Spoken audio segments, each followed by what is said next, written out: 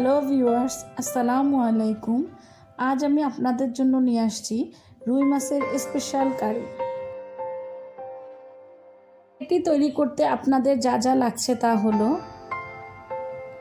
রুই মাছ 2টি, 4টি কাঁচা টমেটোর পেস্ট, পাকা হলেও চলবে, এটি অপশনাল, আধা চা চামচ রসুন পেস্ট, 1.5 চা চামচ গরম মশলা পেস্ট, 2 টেবিল চামচ টক দই, 1.5 টেবিল চামচ টমেটো সস, 1 চা চামচ ঘি, চিনি স্বাদ মতো, লবণ স্বাদ মতো,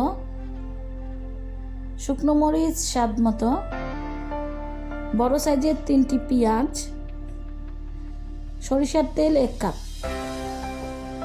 আর লাগবে 1 চা চামচ পাঁচফোড়নের গুঁড়ো, 1 চা চামচ ধনিয়ার গুঁড়ো, 2 চা চামচ হলুদের গুঁড়ো, 2 চা চামচ মরিচের গুঁড়ো, 7-8টি কাঁচামরিচ। মাছগুলোকে আগেই আমি কেটে ধুয়ে ভালো করে একটু হালকা ভেজে নিয়েছি।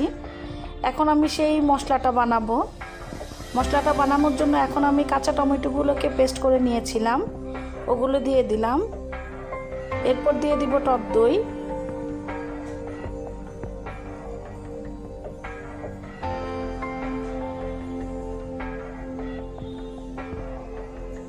এরপর দিব রসুন পেস্ট, এখন দিব গরম মশলা পেস্ট,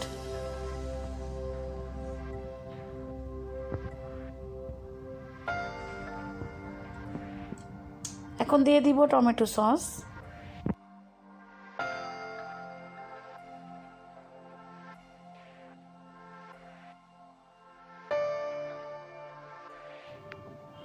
এখন আমি চিনি দিব স্বাদ মতো, লবণ স্বাদ মতো, কারণ মাছটা ভেজে নেওয়ার সময় আমি লবণ দিয়েছিলাম। এখন দিলাম হলুদ, ধনিয়ার গুঁড়ো, মরিচ,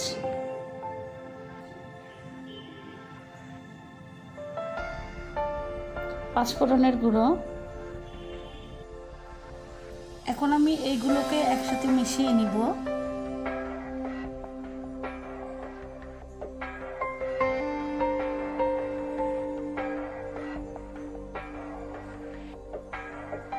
এখন আমি প্যানে তেল বসিয়ে দিয়েছি। এখন আমি পেঁয়াজ দিয়ে দিলাম। পেঁয়াজটাকে একটু নরম হওয়ার জন্য রেখে দিব। দেখুন পেঁয়াজটা আমার নরম হয়ে গিয়েছে। এখন আমি এটাকে একটু ভেজে নিব।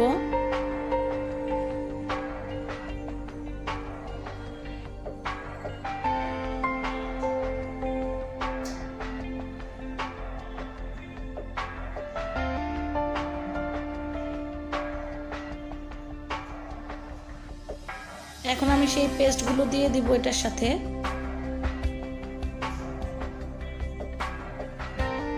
পেস্টগুলো দিয়ে এখন আমি খুব ভালোভাবে মিশিয়ে নিব।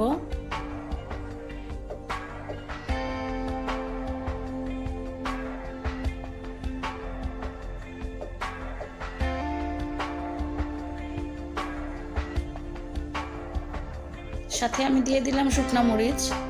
ঝালটা যার যার স্বাদ অনুযায়ী, আপনারা চাইলে কম বেশি করতে পারবেন। মশলাগুলোকে এখন আমি একটু ভালোভাবে কষিয়ে নিব। এর জন্য আমি এটাকে ঢাকনা দিয়ে রেখে দিব 5 মিনিটের জন্য। 5 minutes later. মশলাটা আমার কষানো হয়ে গেছে। দেখুন তেল উপরে উঠেছে। এখন আমি এর মধ্যে মাছগুলো ছেড়ে দিব।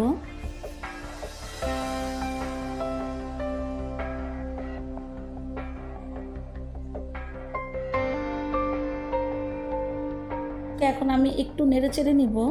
এইভাবে একটু পাতিলটাকে ঘুরিয়ে আমি মাছটাকে নেড়ে চেড়ে দিব।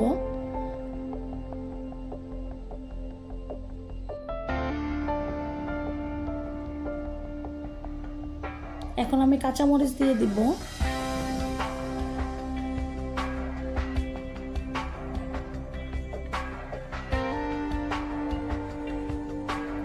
সেই সাথে আমি দিয়ে দিব গাওয়া ঘি। আপনারা চাইলে আরেকটু বাড়িয়েও দিতে পারেন। A few moments later. দেখুন তৈরি হয়ে গেল মজাদার স্পেশাল কারি রুই মাছের। আসলে এই মাছটা আমরা অনেকেই খেতে চাই না, বড়রাও খেতে চাই না, একটু ভিন্নভাবে ট্রাই করলে মাছটা বাচ্চারাও খাবে। সো এর জন্য আমি এইভাবে ট্রাই করেছি। যদি আপনাদের ভালো লেগে থাকে অবশ্যই বাসায় ট্রাই করবেন।